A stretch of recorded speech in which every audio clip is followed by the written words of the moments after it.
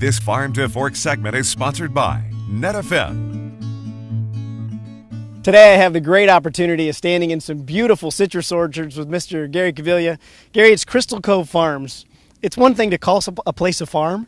What goes into the consideration of making it a farm and actually choosing the citrus that you're going to plant and put into your orchards? Well, it depends on what's there physically. I mean, if you're doing oranges, ideally you want warmer locations. This particular orchard was planted in 1906, so the old-timers knew that this was a warm location. They also had access to water through the Wachumna Ditch, which runs right through the ranch, which was actually a canal that went through Visalia and all the way to Goshen at one time. It was dug in 1860. So they had the warm location, they had the water, and they had the power coming out of Three Rivers.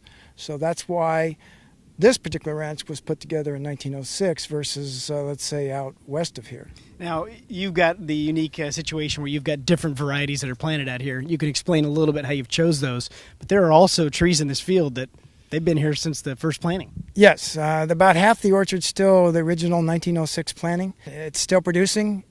So I kind of look at it, by the time I make the decision, it's about a 10-year decision for me to turn an orchard around. Now, we see navels in the supermarket, a long period of time. Do they all come off at the same time, or are the different varieties harvested at different time periods?